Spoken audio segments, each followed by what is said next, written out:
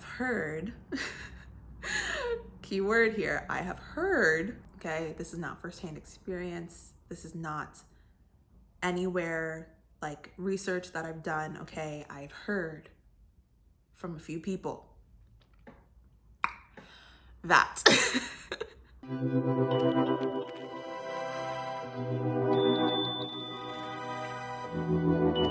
Hey, hello, my name is Jojo and welcome back to my channel, or if you're new here, welcome. So at about this time of the year, most, if not everyone who applied to clinical psych programs in the fall should know whether or not they have been accepted to one or more of their chosen programs. First, if you were accepted, I want to send just one gigantic congratulations and like give you the biggest, tightest virtual hug I possibly can, because you did it, and it's not an easy thing, but you did it. So enjoy it, revel in it, be excited, be happy. It's amazing. I know it feels great. But I also want to say that if you didn't get accepted to your top choice, or you didn't get accepted into any program, it's okay. Like I said, like it's not easy, and it's not uncommon for people to have to apply to programs multiple times before they get accepted somewhere. Like I've mentioned many times in previous videos, I had to apply to clinical psych PhD programs twice. 2 years apart, but still twice. So like, trust me when I say I know what it feels like to get a PhD rejection. It's tough, it's discouraging, like it really fucking sucks, like really bad. But what you do afterwards is just as important as everything that you've been doing up until the point where you submitted your application. And the most important thing is that you don't give up. So today I'm just gonna go through just like a few things that I think you could probably do if you didn't get accepted to a program this year. So number one, this one is for anyone who applied to both doctoral and master's programs at the same time, which is what I did my first time around. If you didn't get accepted to a doctoral program, but you did get accepted to a psychology master's program, I would say do the master's program. I know it's an extra 2 years, and I know it's extra money, and I know it's extra work.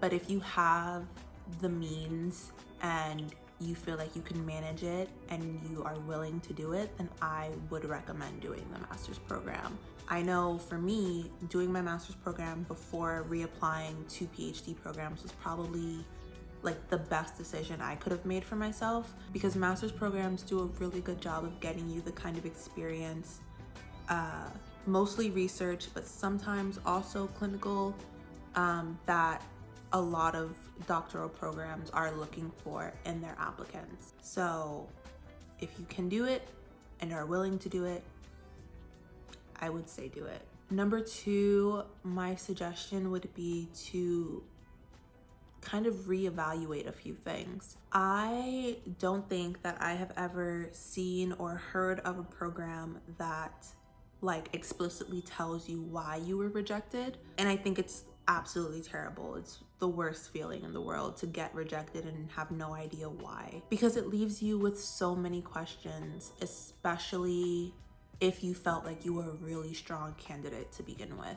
So like I said, now is just a really good time to reevaluate a few things. Reevaluate both your application, but also the programs that you applied to. Did your values and your goals and really like your application as a whole, like did it align well with the kinds of programs that you applied to? Did your interviews go really well? If so, and you feel like everything about your application and your interviews was near perfect, or not even perfect, but you felt like overall like you had a really good shot, then odds are you're not the problem. Clinical psych doctoral programs are like definitely top 5 some of the hardest, most competitive programs to get into in the country. And sometimes you just get the short end of the stick because someone else's application or someone else's interview was just like y'all know that emoji with the fingers that do this, and like if you zoom in really closely, there's like that really small gap there. Like that much better. Like someone else's application and interviews were that much better, and so they're the one who got in. And like I said, it sucks, but like that's just how competitive these programs can be most times. If you're on the opposite end of that and you are realizing that like either your application could have been stronger or your interviews could have been stronger, or you're just realizing that like the kind of programs that you applied to aren't really the kinds of programs that you're thinking about applying to in the future, then like that's also okay. And you just have to like rework some things. You know, you can work on building your CV, you can work on, you know, improving your personal statement or your diversity statement or any other application material you submitted. You can, you know, go through your program list and, you know, add and remove and substitute and even like completely choose all new programs to apply to. I can tell you the second time around, with the exception of the program that I'm in now, none of the programs that I applied to the second time were programs that I applied to the first time. Like I ended up applying to a completely different set of schools. Not because I didn't like the programs anymore, but because I felt like personally I was going in a different direction. So that's also a thing, and it's very possible that you're realizing that now, and that's a good thing because it'll save you a lot of trouble later on down the line. But regardless of which end of that spectrum you're on, please don't feel like you're not good enough. I know it's very easy to feel that way, but please do not. It is most likely not you. Number 3, I would suggest that you stay in contact with faculty members if you can, and work in their labs if you can. This is really beneficial if you know that you want to reapply to a certain program that you were really hoping to get into. Stay in communication with any faculty members that you began speaking with either before or during your application process. Maintain those connections. This will show them that even though you didn't get accepted this time around, you are still very dedicated to the program, and that will look really good if you reapply. Like really good. So do that. Now, I'm a little hesitant to say this because I don't know how common it is. I've only ever known of this happening in just like a few cases of like people in my bubble. But I have heard, keyword here, I have heard, okay, this is not firsthand experience. This is not anywhere like research that I've done, okay? I've heard from a few people that a faculty member may allow a student who is not in the program to still attend their lab meetings and contribute to projects. Now again, I don't know how common this is. I don't know how often this happens. I don't know if this is actually a thing that many faculty members do. So please, I'm just putting this out there because I've heard of it happening in a couple of cases, and I feel like there's no harm in advocating for yourself and asking anyway. So if this is something you can do,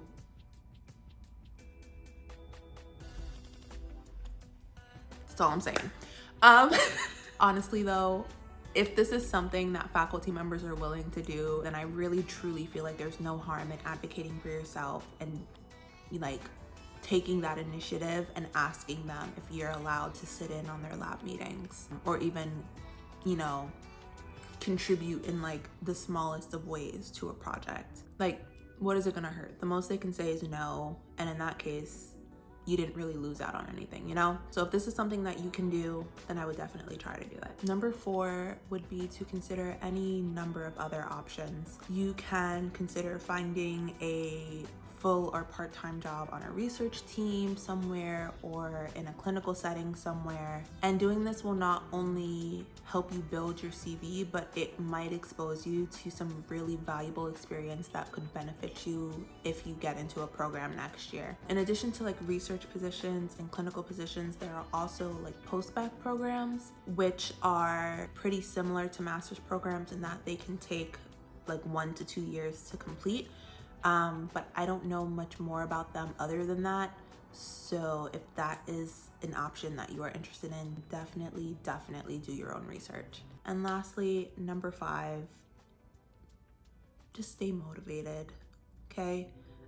I know it's hard. I know folks who had to apply to doctoral programs 3-4 times before they got accepted somewhere.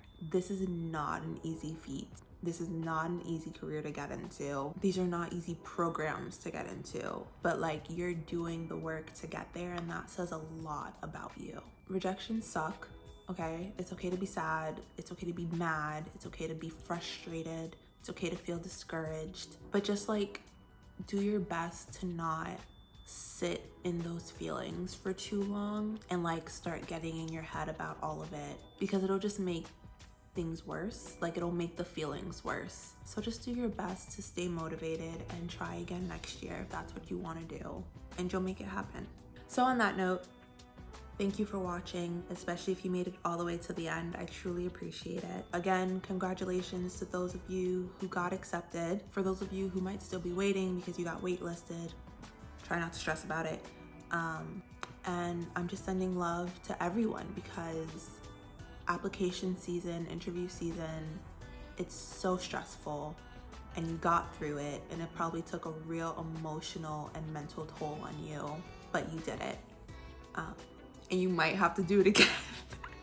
You might have to do it again, but that's okay, because you're gonna know better. You'll have like an extra year's worth of experience. That's how I looked at it. So yeah, leave me a comment down below if you have any questions or suggestions for future videos, or if you just want to vent about the fuckery that is this entire process. I welcome that in my comments too. I will probably reply to your comment and vent right along with you. You know, I will also offer words of support and encouragement. And yeah. As always, like, comment, subscribe, and click that little notification button so you don't miss my next upload, and I'll see you in my next one.